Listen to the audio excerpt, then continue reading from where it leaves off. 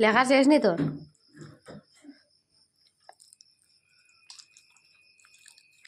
খাইয়া না সুবিধা বইয়া লেখক রোজা বন্ধ হয়েছিল লেখক কম না বইয়া ভাত দিদা হ্যাঁ সব দিদি মানে দেখাবো কিলা দোকান নাই